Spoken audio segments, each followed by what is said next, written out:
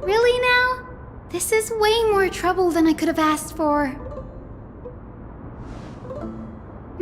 Or you could sit back and watch.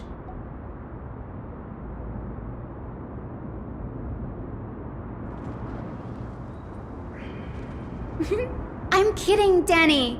Lend me a hand, pretty please? Alright, now let's get him! Pretty good crowd today. Turn it up! You can fight it, or rock with it!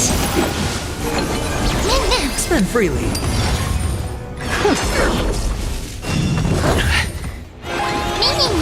Expand your thinking. Let's rock!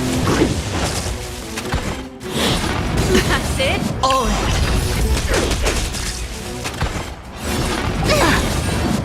Endless riddles. Nothing but a void. Open sesame. Watch it crumble.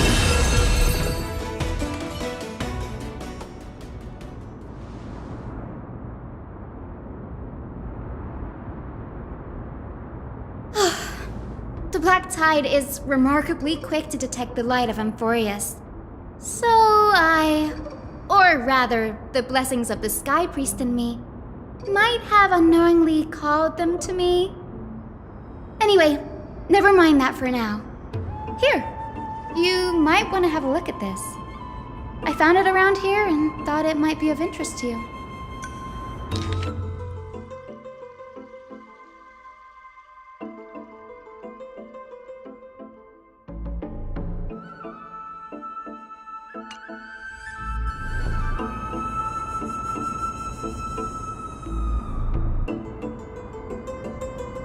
This is new. I didn't know Professor Anaxa was researching the sky. He's never mentioned anything about it.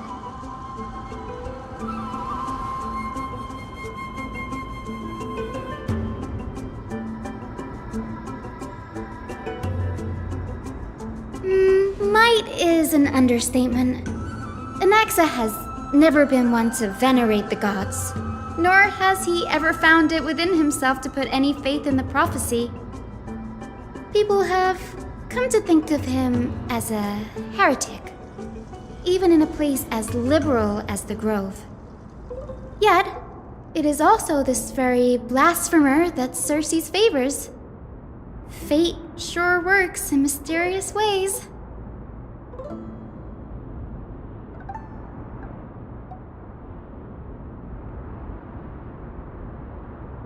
Oh, let me have a look.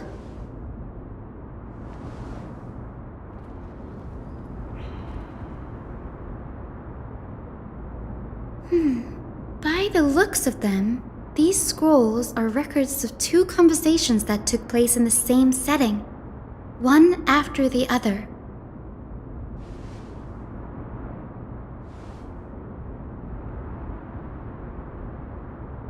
Sure, go ahead. The Grove of Epiphany is home to 7 schools of thought. While all 7 schools are founded on the ideologies of Thalesis, the first scholar, each is unique in its own way. Among them, the Venerationists revere and worship the Titans the most. As the sage of the Venerationists, Euthyphro has always been at loggerheads with Anaxa. If we were to place the 7 sages on the scales of Talanton, Anaxa and Euthyphro would be placed on opposite sides to achieve balance.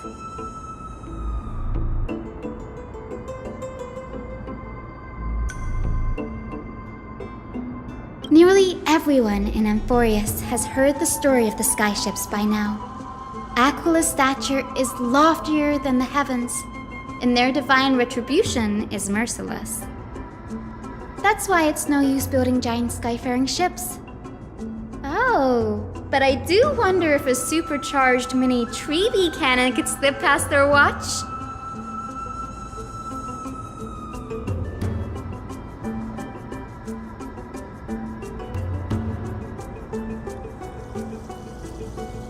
Newscorus primarily study the application of alchemy in soul repair.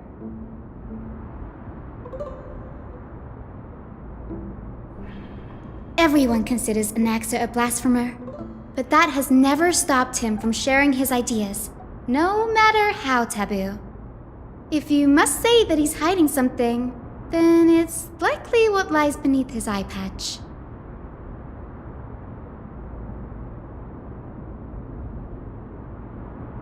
Anaxa often says that every failure brings us one step closer to the truth.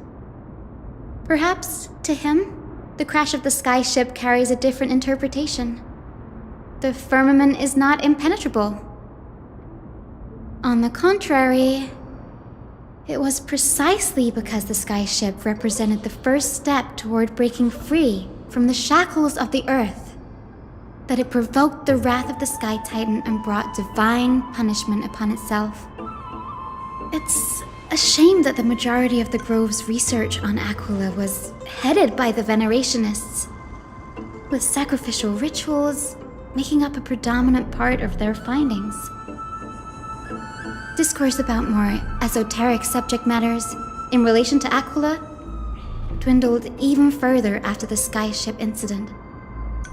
So much so that even this scroll is completely new to me.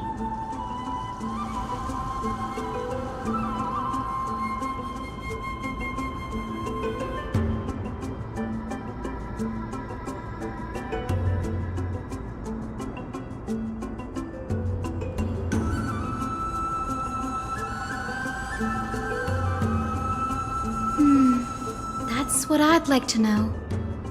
What are these experiments he's involved in? Even I, the assistant lecturer, know next to nothing about them. I have a bad feeling about this. Could there be more to what happened at the Grove?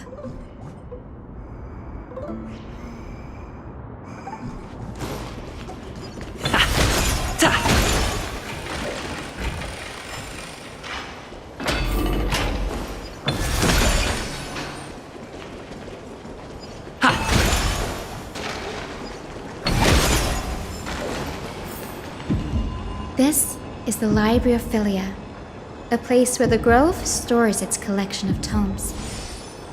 Other than books written by the 7 schools, you can also find philosophical texts, ballads, and religious writings from the Outlands here. Cities that desire to learn from the Grove were apparently expected to contribute knowledge of equal value to what they sought. We've had more than our fair share of hilarious episodes over the years. For instance, it's said that the Erythrocheramists once borrowed a manuscript from a certain author, but ended up returning a copy instead of the original. What's more, the original manuscript was supposedly then hidden here. Nice? No need to hold yourself back, Danny. You can just tell it like it is. Their behavior was no different from bandits.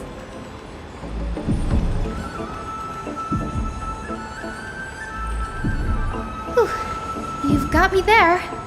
Some said you couldn't even find a dictionary in Castrum Kremnos, so I guess they were spared. There are too many books in the Library of Philia. Flipping through them all will take too long.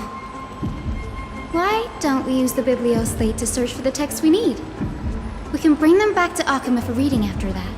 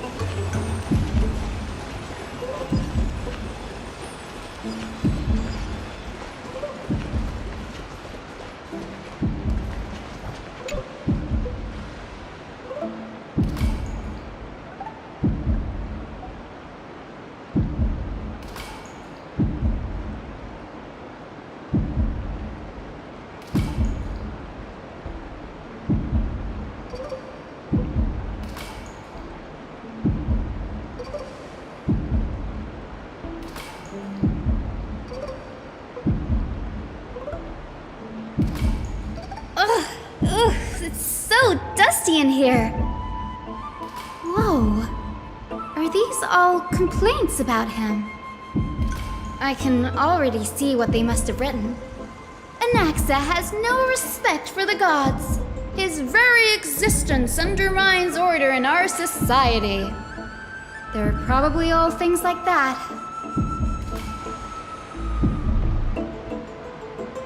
Why else would they call him the great performer?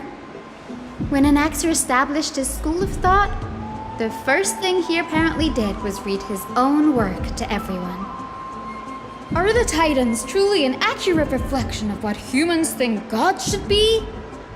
Worlds created by gods are indubitably perfect, but what of Emphorius? Only foolishness and insensitivity everywhere you turn.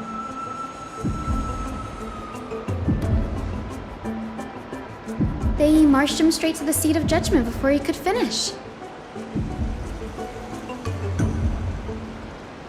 Though what he took on in the end was more of a debate than an actual trial.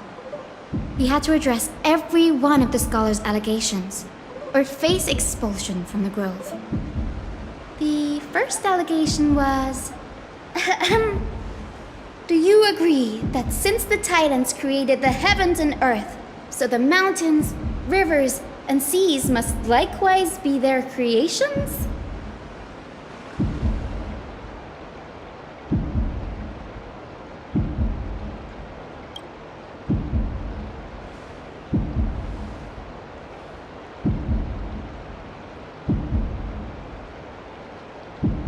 Anaxa would have probably been spared a lot of trouble if he had answered this way.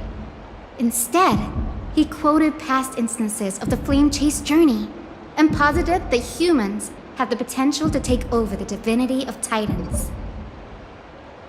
Needless to say, his critics didn't take kindly to his answer, so they followed up with a second allegation. You claim to be studying souls, yet you are, in fact, defiling them and committing acts condemned by the gods. Do you admit it?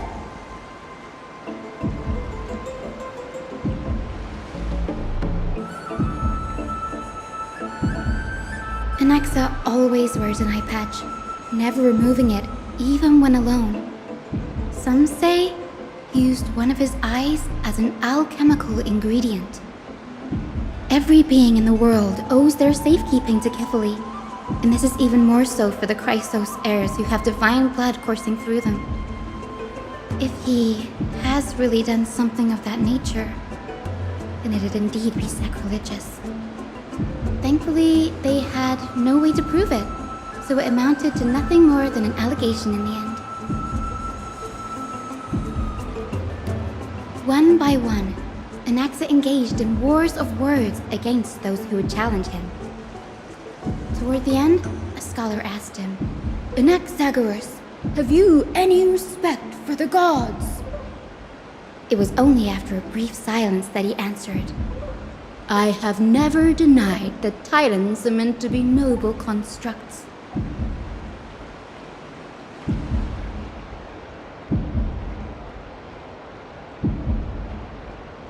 Yes, I'm not sure how that controversy was eventually resolved, but what's for certain at least is that Anaxa was allowed to stay in the grove where he continued his research, despite being regarded as a heretic. By the way, this stack of complaint letters has reminded me of a place in the grove. We may find clues there that aren't on the teleslate. I'm talking about Anaxa's alchemy lab, hidden between the cornerstones.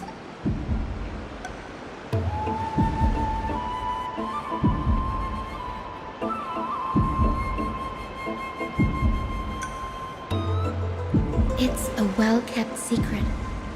Among the 7 sages, excluding the nominal chief sage, each has a private sanctuary where they can conduct research undisturbed in their free time. Even the administrators of the Library of Philia are restricted from accessing those places and documenting the sage's research. But with the grove in this state, I'm sure Anaxa won't be mad even if we sneak into the lab for a short while. Right?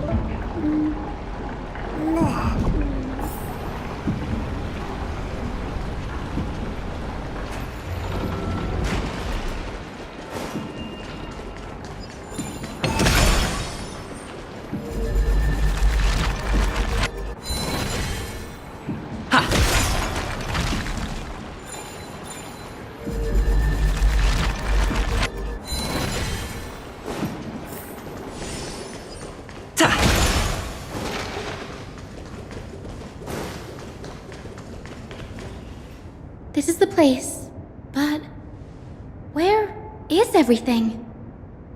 Materials for alchemical experiments, matrix diagrams, and even the seal to the lab. They're all gone. Did the black tide destroy it all?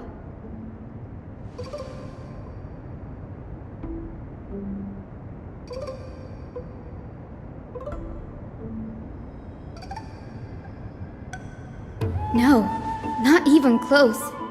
Not only are alchemy experiments high-risk activities, but Professor Anaxa also has a penchant for using bizarre materials.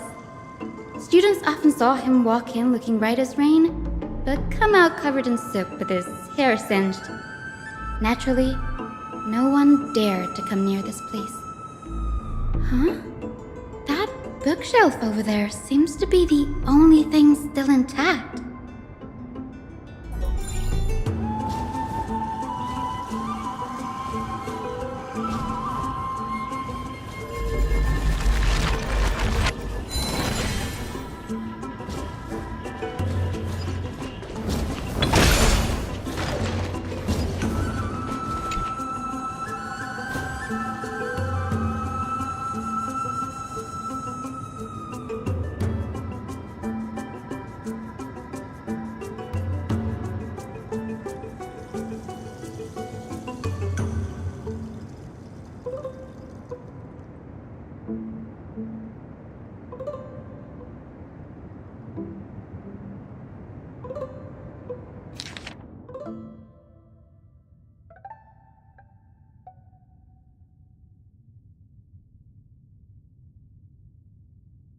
What's going on?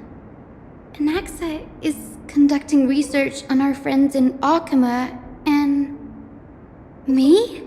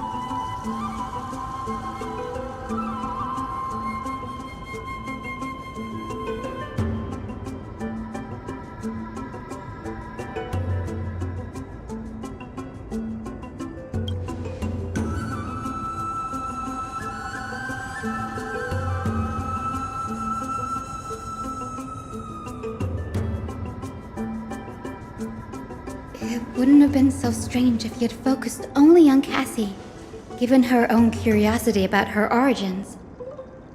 Plus, considering that the new sporists have crafted omnipotent medicines capable of curing diseases, it also makes sense that he would conduct research on immortal Chrysos heirs. But now, it seems Anax's objective was never to create medicine, but to identify the origin of the golden blood and figure out its inner workings.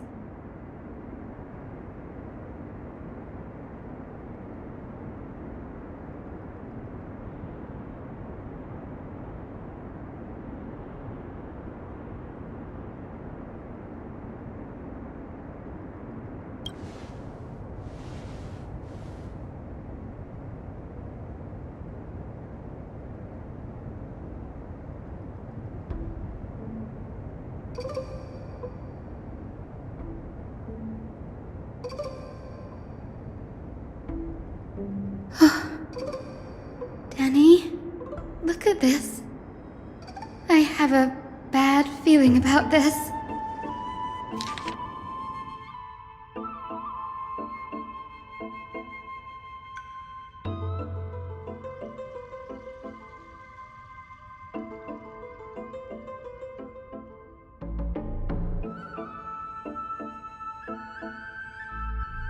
My biggest fear.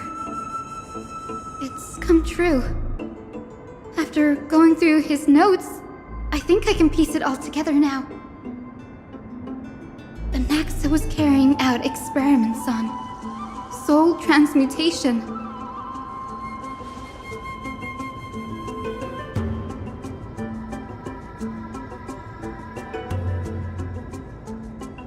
Yes, this is what he was secretly conducting research on. Something he had to keep hidden from others.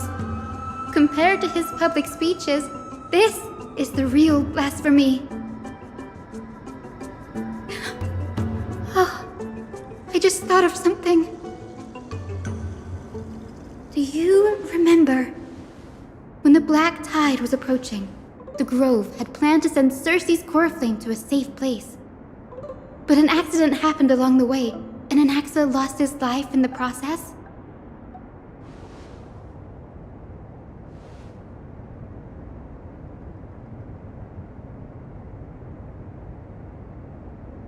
That's right. But what if Professor Anaxa's fusion with the core flame of reason wasn't an accident? Put yourself in his shoes. Knowing that the black tide was closing in and your time was running out, what would you have done?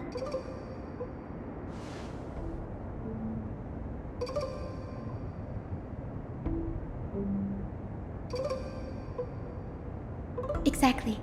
When the black tide came, the true reason Anaxa headed to the luminary throne was to transmute and fuse himself with the Titan's core flame.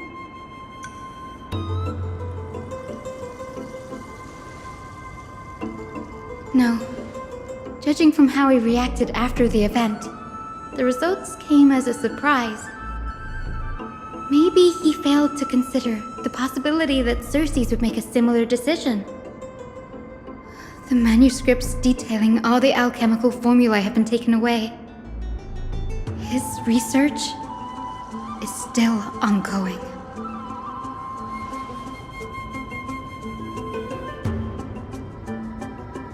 Like, what? There's only one Titan left in the world now. No. No way.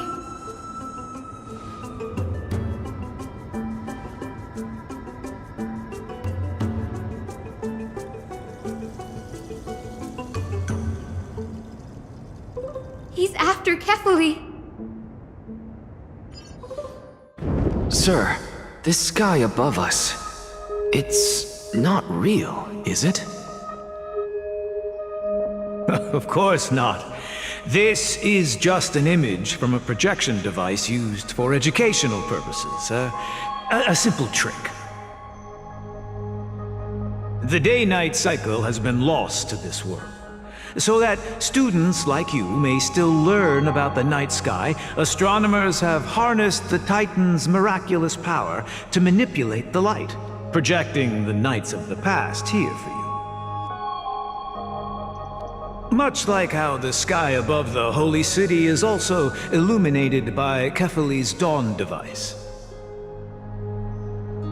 So, the skies of Akama are fake too. You mustn't conclude that, Anaxa. You should know that only a child would expose a trick and be proud of it. Often people know more than they let on. They simply choose to feign ignorance because they have no other choice. Then they're just deluding themselves. People believe in Kefali's tale of Genesis, accepting wholesale whatever the priests preach. But we're different. We've already walked out of the firelit cave of ignorance. We have already realized that we live in a world where Titans make the rules. Even when we look at the sky, we're only seeing what they allow us to see. Rather than gazing at this mockery of a night sky fabricated by them for the rest of my life, why shouldn't I be the one to take control of the projection device instead? So much time has passed since you sowed the seeds of doubt in my heart, child. Many a night, I find myself penning down all my theories and wild ideas, only to burn them to ashes when I open my eyes in the day. Why? Because we'll face death by burning if word gets out? As a sage of the Venerationists, my soul has already become inextricably linked to the great tree. Every word I say and every move I make is certain to influence every leaf, every branch, even the tree itself. But above all else, my days are numbered.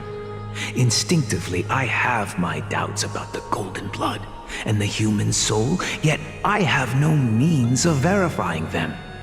The golden blood in my veins is woefully thin, and I am loath to waste what little time I have left obsessing over a hypothesis that cannot even be proven in the first place.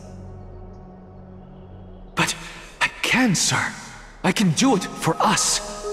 The time is right.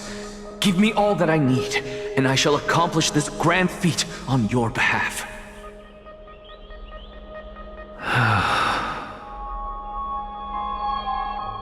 You're right. I shall do just that. In the next meeting of the sages, I will spare no efforts fighting for the rights you deserve. Go. Establish your own school of thought. Find out what we are. Become the one who conquers the ultimate truths of the world. Child of humanity. You didn't go to such lengths for an audience with Kefali. Just ask him a few questions, did you? So, you figured it out. If I were as foolish as a Dromus, perhaps I'd throw myself down and prostrate before their greatness, begging for the gods' prophetic wisdom. Well, sorry to disappoint, but I'm no Dromus. Alas, I am a human, standing tall on 2 feet, possessing both intellect and pride. Before such power, does it make any difference whether you're a human or a Dromus? I'm sure you're familiar with the story of the Styxians. When the raging waves threatened to swallow them, they didn't just give up and become sitting ducks. No. They constructed a dam that kept the roaring tide at bay, chaining down the mad Fagusa. They call me a blasphemer, Circes. But that doesn't mean I deny the existence of gods. It's just... as I see it, Titans are simply a force that mankind has yet to find a way to tame. Oh? If power that rivals the Titans is what you crave, why not conform to the prophecy and brave the trial? Why stop at harnessing the power of the Titans when I can do so much more? The source of life is what I wish to grasp, to understand what makes up the soul, and to learn what we really are. Thanks to you, I've had the chance to personally verify, in more ways than one, that the soul indeed ceases to exist in death. But where there is death, there is life. And where there is an end, there must also be a beginning. How then is a soul born? That was the only unknown variable left in my calculations.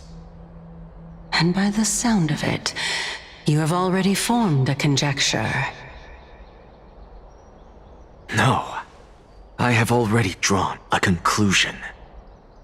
In my journey unto death just now, I finally saw the answer with my own eyes. Professor Anaxa, I'm here. His life hangs by a thread. I must ask you to refrain from taking any unnecessary steps. Of course. I'll bring this to a conclusive end, and give you the answer you so desire.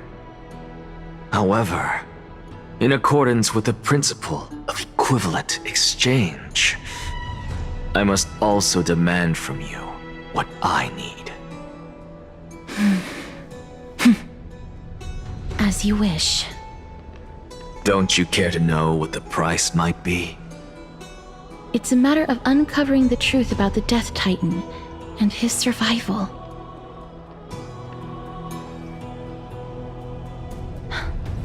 This may be the only time I can ever save someone's life. There is no need for me to think twice. I see. In that case, let the show begin. Indulge me. Am I correct to say that you intend to prove Thanatos' whereabouts and prove the nature of our existence now? Before I begin, I must confess I had been stuck in a cognitive trap all this time. As unrelated as these two propositions may seem at first glance, they are in fact logical equivalents. They are merely two different ways of telling us about what the soul is at its core. The reason I say this is as I've mentioned earlier. The answer was hidden in my journey unto death. Anaxa, you were in the Netherrealm? Yes, I am but a living dead man now, but that's not important. What truly matters is, I overheard a conversation between heroes. That's not all. Remember how I said you were a part of that conversation too, Circes? And I've told you that I have no recollection of such an event. That was likely just an illusion conjured up by the mind of a dying man. Of course you would remember. Because that wasn't you. That was Calypso, one of the 7 sages of the Grove. Calypso? That's the name I made up on a whim when speaking to this girl. How do you know of it? And surely you jest. Don't you think I, of all people, would know if that were the name of one of the 7 sages under the shade of my tree? Don't you claim to know the Grove's past like the back of your hand? It seems you've lost even the memories seared into your soul.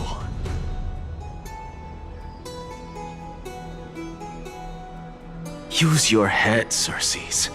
Since all of this took place in the realm of the dead, it stands to reason their likenesses are of souls from the past.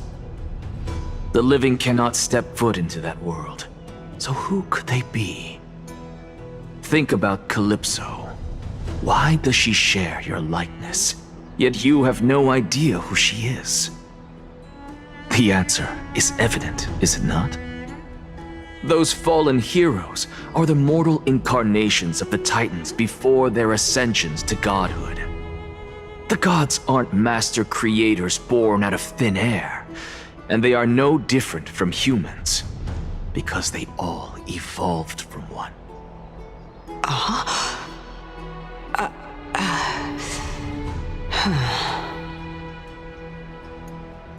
Does this answer disappoint you? Yes, because you've answered nothing. If I truly was once human, as you claim, then where do the children of humanity come from? Even on the off chance that you speak the truth, this brings us no closer to grasping Thanatos' whereabouts. How are we to find them? I knew you would say that. But it matters not. I know what I'm doing. Actually, why don't we have this supreme being standing before us tell us everything? You can revive a Titan?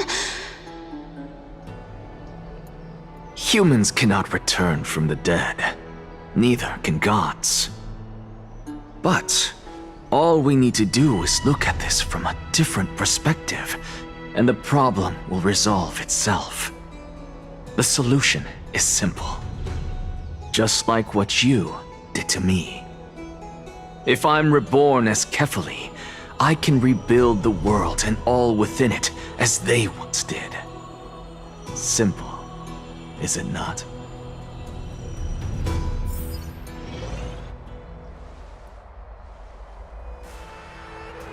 I have news from Hyacinth and Danheng. Anaxa might be trying to do something with Kefali's divine body. Kefali? But what could Anaxa want? Is the Council of Elders going to sit around and let such a sacrilegious act unfold? That is not possible. He is indeed the great performer, capable of fooling anyone and everyone with his tricks.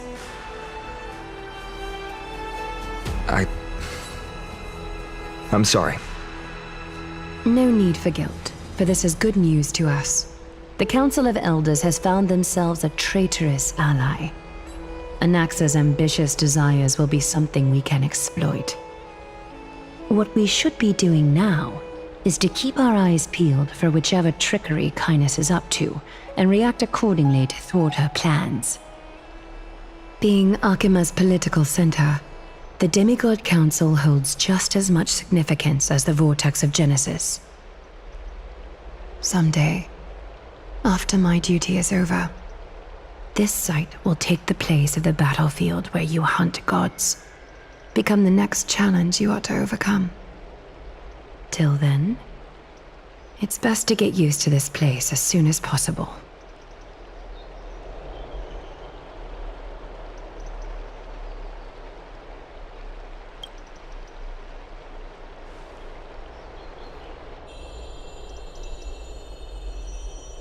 Preposterous!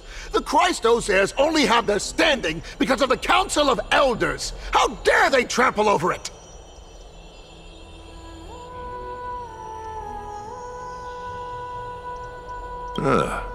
It's been a while. What is that supposed to mean? Is this really the sort of person that the young lord praised as a ferocious warrior? It has indeed been some time, Lord Krateros. What brings you here in such haste? Shh, keep it down. Be more vigilant. See those duplicitous dogs over there? They do the dirty work for Kindness. I've already ordered my people to hold them back, but we should still lay low. Unless you're itching for a bloody fight to get a workout in. My bad. So, did something happen? Did you hear thunderclaps last night?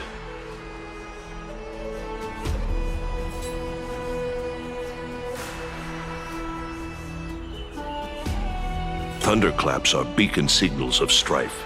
They are a message from the young lord. He threw a spear bearing several words at Akama.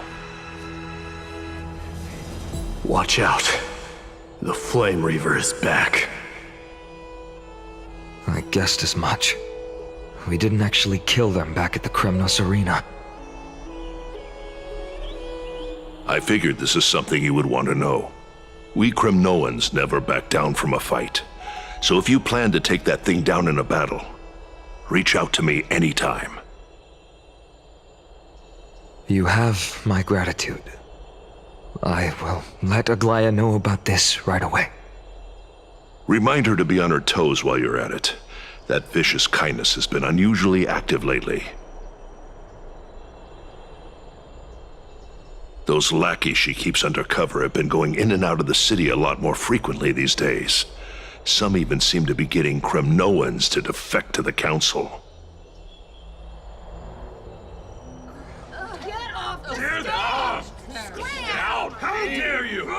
That's her. Looks like you can see it for yourself. We should get back. Thank you for the intel, Lord Krateros.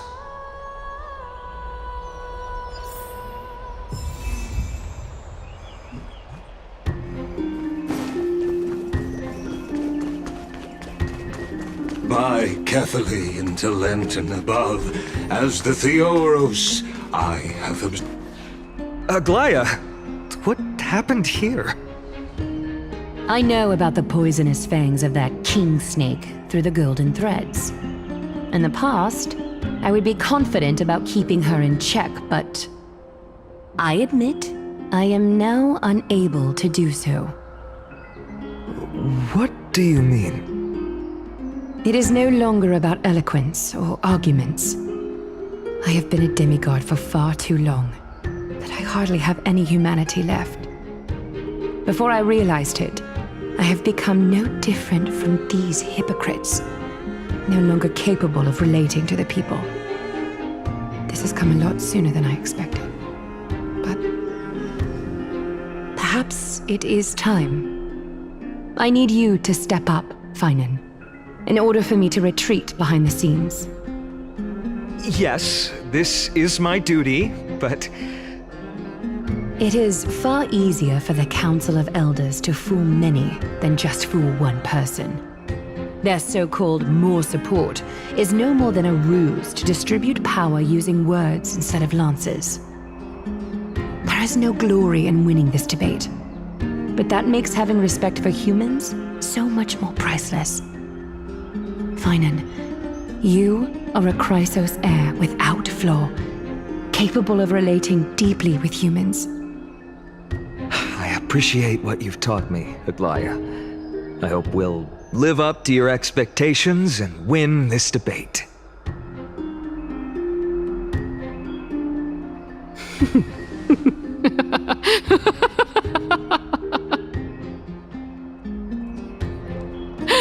Oh, you've done well, Lord Calictus. Let me take over and personally close this debate for today. Dearest counselors, let it be known that I sorely miss the blissful times portrayed in lyrical poems. Back then, Amphorius was home to nearly 1,000 cities, each with their own local faith, while gods walked the earth and shared close bonds with humans. Yet, in the present, people from all over are forced to leave their homeland to seek refuge in the holy city, where they hope to rest under Kefali's protection. All of us have long been in the same boat, with no way out of this plight.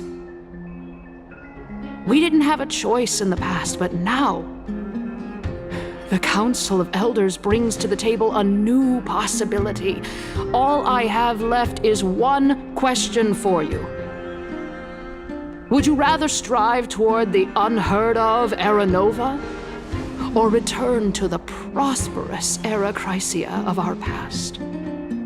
Make your choice. Now, which of the two would lead mortals to an ideal future?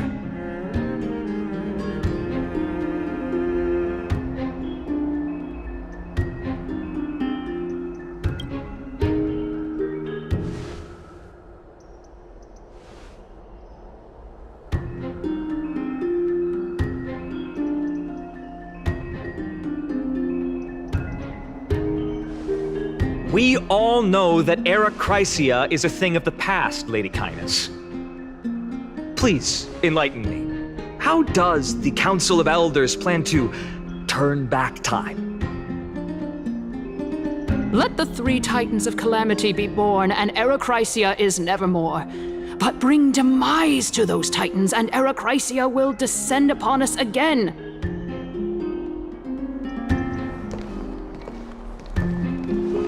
Know that the Council of Elders is never one to make empty promises. Look at who we have on our side. Anaxagoras, one of the Grove's 7 sages, and Castorus, Idonia's goddess of death. With the help of these 2 heroes, I can promise all of you that Era Chrysia will exist once more. Aren't they Chrysos heirs? They're supporting the Council of Elders instead? It's clear from the start that these heroes do not get along well in their group. All the more proof that Aglaya isn't fit to speak on behalf of every Chrysos heir. I am in favor of Era Chrysia. Era Chrysia! Era Chrysia! Era Chrysia!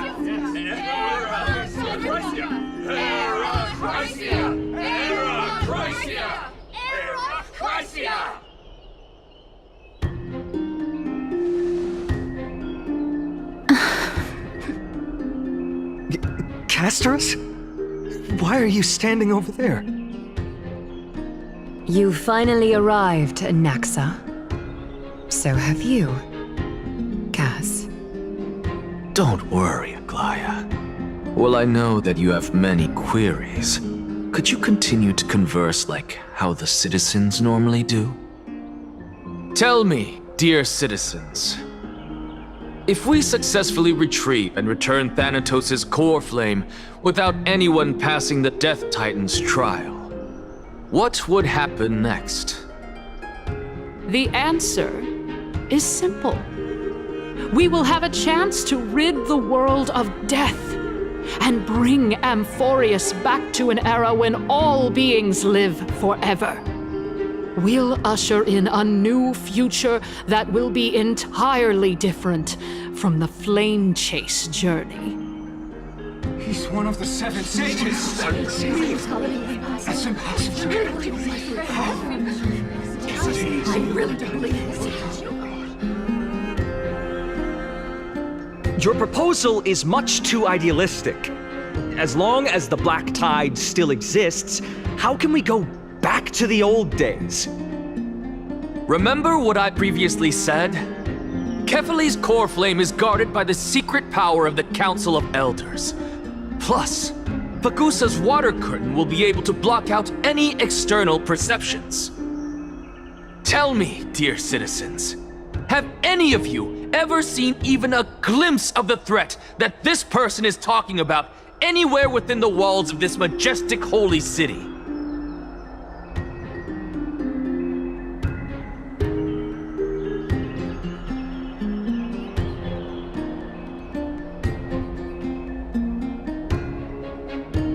Oh. Could it be that you heard that from the Flame Reaver themselves? Citizens, let's loudly sing the blessed hymn. Oh, beautiful old world, where are you now?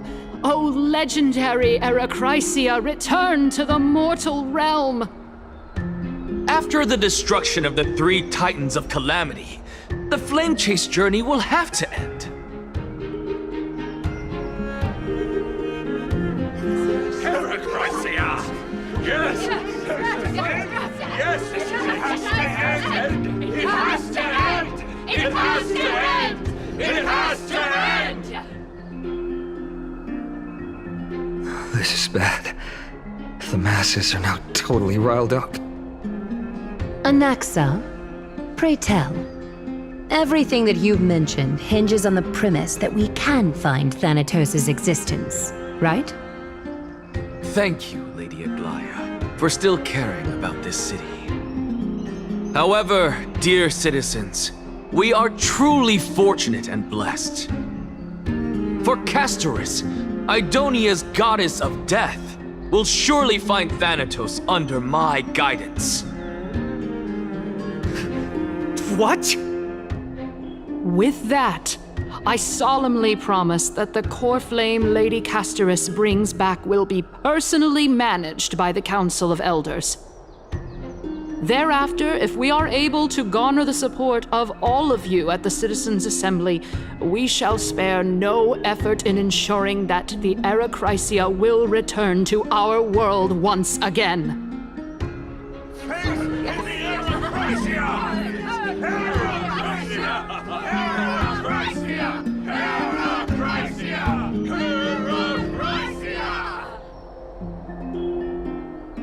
With the balance shattered, the result is clear.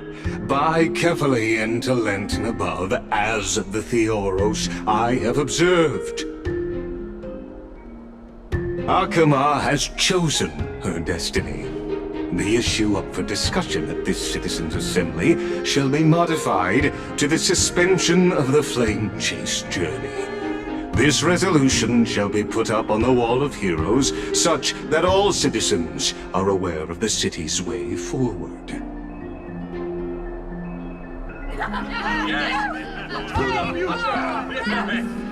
Yes! like this. Fantastic. Yes. Aglaya, dear Aglaya. What has caused your heart to soften? You also don't seem to be as quick-witted as before. Wag your tongue as much as you like. Since the flame chase journey has been preordained by the prophecy, our failure has never been on the cards.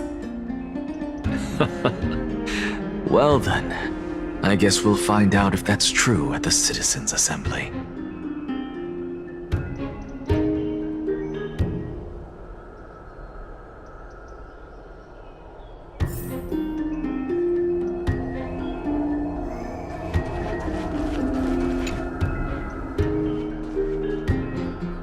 Well, it seems that when I sent you to look for Anaxa, I unintentionally facilitated your partnership with him instead. My apologies, everyone. I know that you have many questions to ask me. I will answer them to the best of my knowledge. In that case, please tell us as much as you can.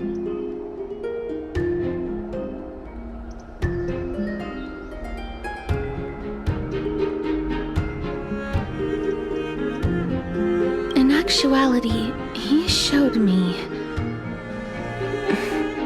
a past that was both long and heavy. The reason I say this is as I've mentioned earlier. The answer was hidden in my journey unto death. Anaxa, you were in the Netherrealm? Yes, I am but a living dead man now, but that's not important. What truly matters is, I overheard a conversation between heroes.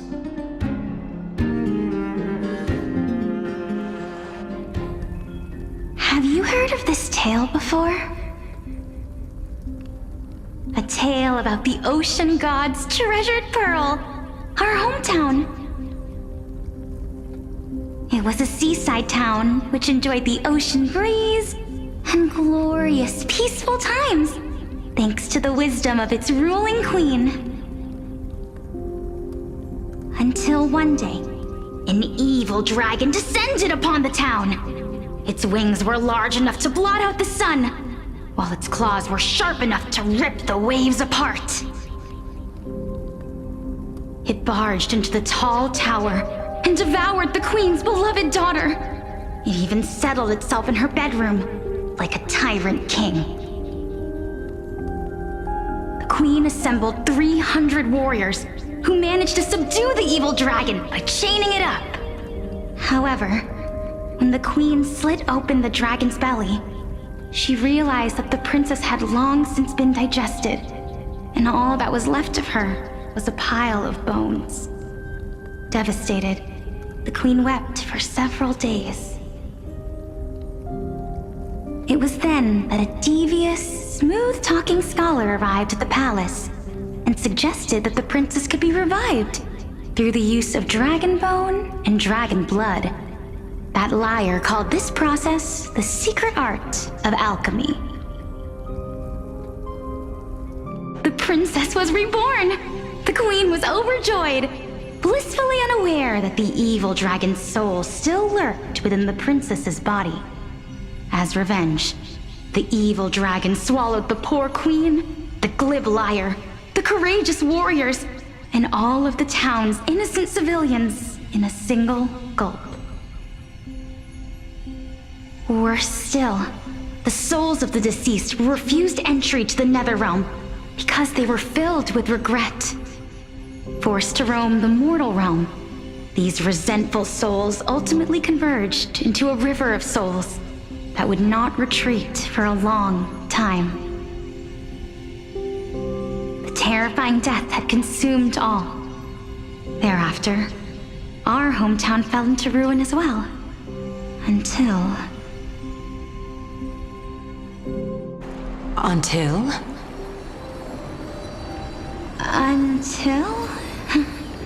Actually, I don't know what happened next either. Oh my. It seems that you still like to whet people's appetites even after all this time, Pelixia.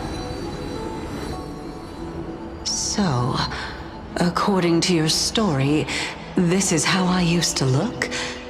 It's practically a mirror image. And yet, what exactly is this? A miracle that I created with alchemy. As for what it is and how I was able to accomplish it, I'll keep the answers to myself for now. Oh, my goodness, is this cliffhanger really necessary?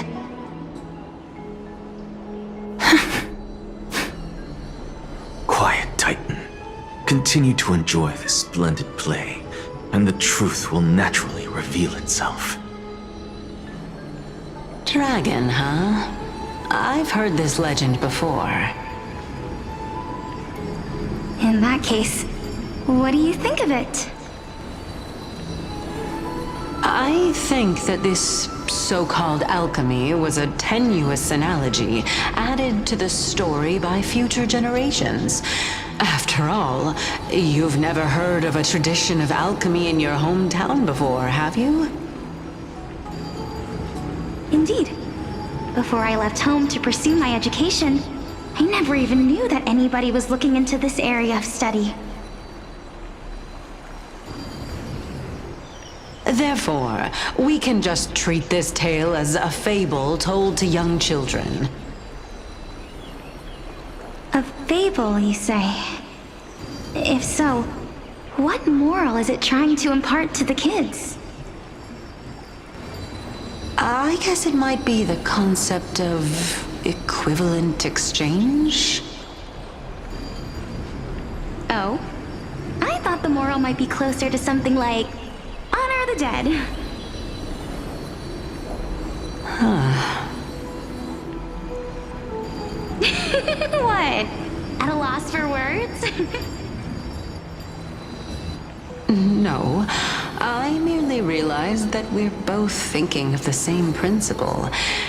If life is priceless, then there is hardly anything else in this world that is of equal weight to it, right? Indeed. As expected of the wisest scholar in the land. You flatter me. Why don't I ask you a question as well, as a form of equivalent exchange? Of course. What is your question? If I imparted my knowledge of the art of alchemy to you, would you use it to resurrect someone you loved? What? What kind of strange question is this?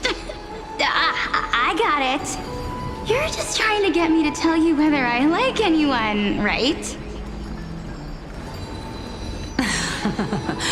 Let's just leave it at that. That was rude of me. Yes, I would. Oh? Death is inevitable. In the days to come, I'm certain that someone whom I cherish deeply will leave me for good. If such a mighty power really existed, I think I would use it without hesitation. After all, you, me, and the rest will all have to face that fateful moment eventually.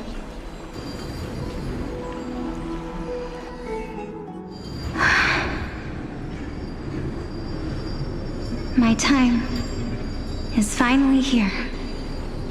However, perhaps because of my firm belief in the immeasurable value of life,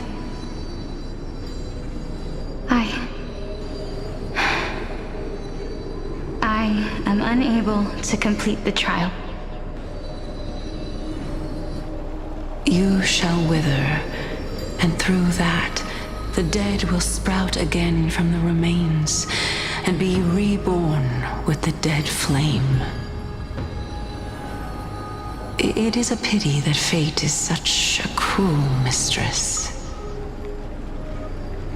Is there no other way of interpreting those words? I'm afraid that the meaning is clear. Between my sister and me, one must pay the price. Our trial can only be completed when the one chosen sacrifices her life.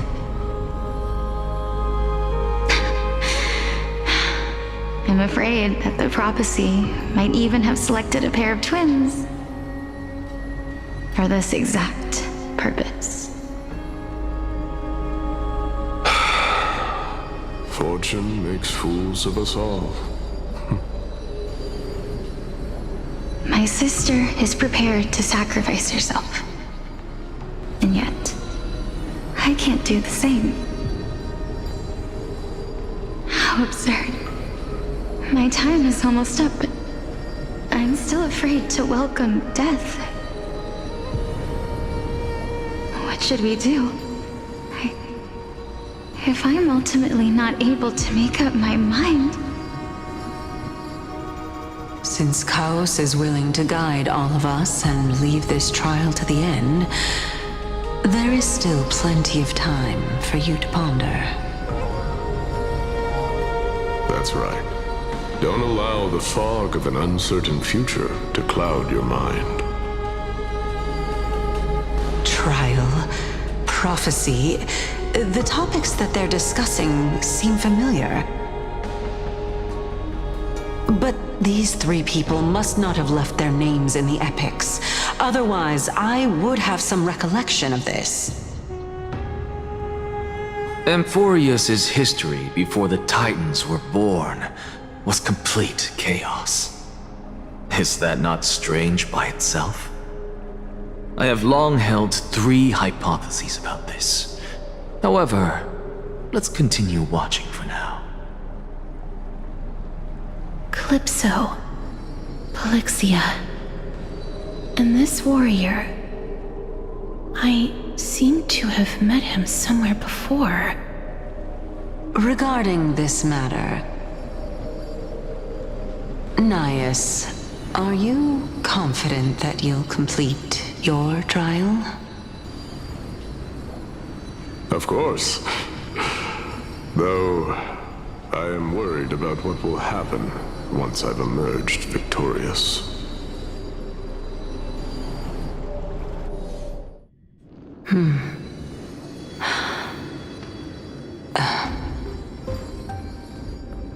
Looks like you have made up your mind. Yes, this is the safest course of action. Completely separating courage, honor, tenacity, sacrifice, and reason. You really know how to make things difficult.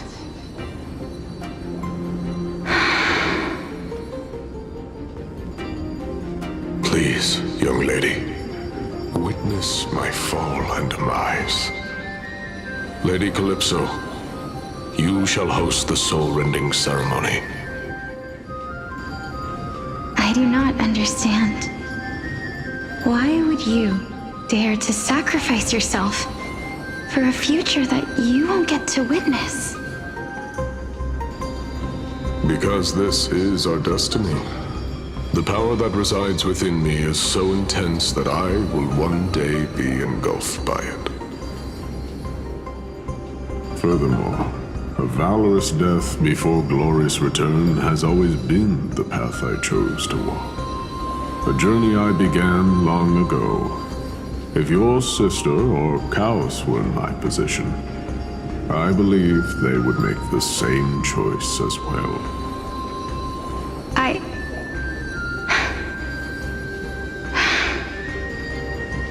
I'm not that brave. I don't know how I'm supposed to face such a serious affair.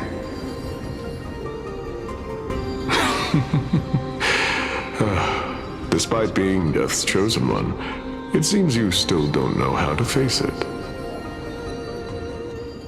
Let's chat, young lady. Perhaps I shouldn't end my journey so hastily.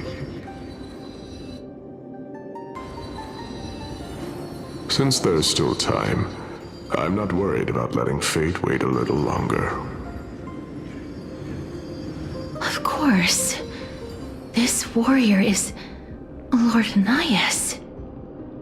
As the embodiment of Nikador's divinity, he entrusted his life to us and allowed humankind to end his madness. That means that what I'm currently seeing before my eyes is, in fact...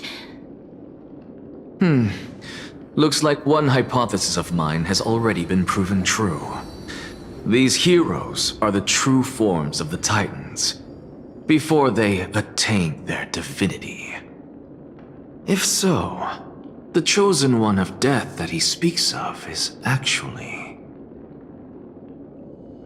Polixia? Is the previous form of Thanatos? But her appearance...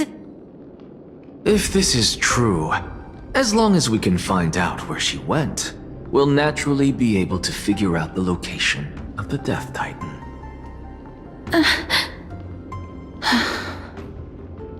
But before that, we first need to witness what ultimately happened to Lord Anias.